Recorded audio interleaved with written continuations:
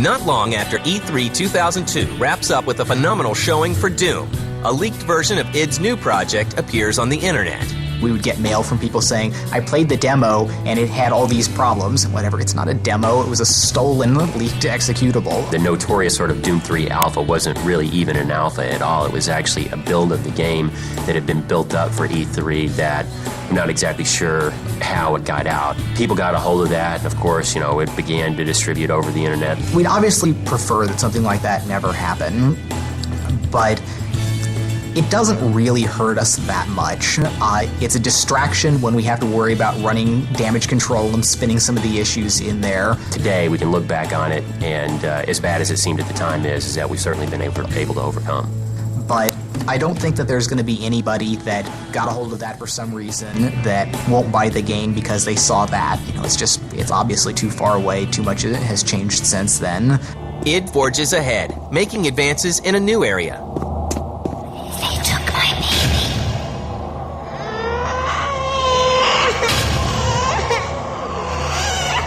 Audio in our games has always been, clearly second fiddle to rendering. But as computers have gotten faster and faster, that couple percent that we devote to audio has gotten more and more capable. One thing that we've done in Doom 3 that's very cool is we have a true 6-channel surround sound. And that gives us the ability to have sound and audio cues that happen around the player. So, like, for instance, if a demon is sneaking up behind you, you can hear them. You're walking through a dark corridor and you'll hear whispers that circle you. It really kind of gets the player into the game because they're like in a wave of sound. And Chris Brenna, the former drummer for Nine Inch Nails, is brought in to lend his talent to the music in Doom 3. In Doom 3, the music is a little bit different than what we've done in previous titles. Usually, what we had is like a soundtrack that loop throughout the entire level or area that you're in. But in Doom 3, what we try to do is kind of make the world around you almost musical in its ambient sense. It's all kind of very, very different, very fluid, very changing and unique. id's new game is also being developed for the Xbox.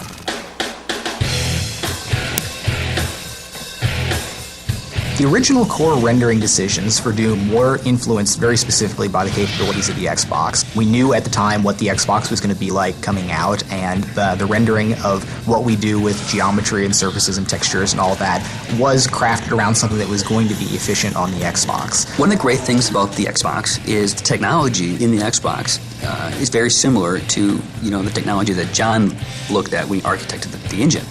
So all the features that you see in the PC version will be in the Xbox version. The dynamic lights, the physics, the bump mapping.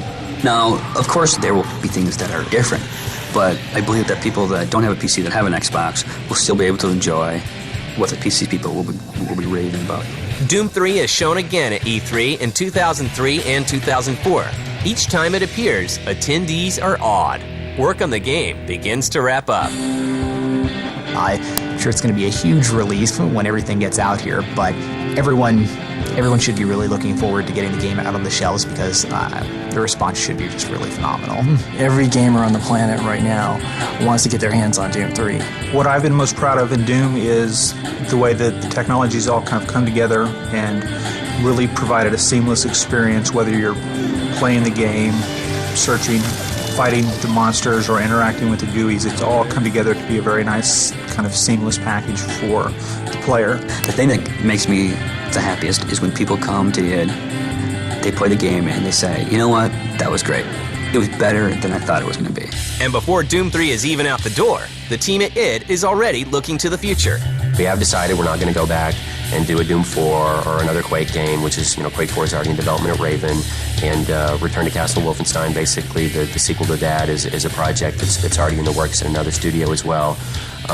So our job will be making something new, and we've decided we're going to do a new IP, a new brand for id. After any project, I've usually got a pretty big list of technologies to explore. There's other just wild research ideas that I'm going to be pursuing on there. The next project is actually already in the works. We have some rough ideas. We started on some very simple concept art. We are a small team.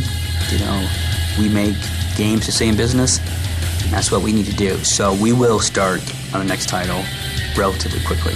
I think 20 years from now, we're going to look back at id as being a fundamental source for all that is great about interactive entertainment, and that there's going to be no way that there's not an id chapter when they get around to writing the history of interactive entertainment.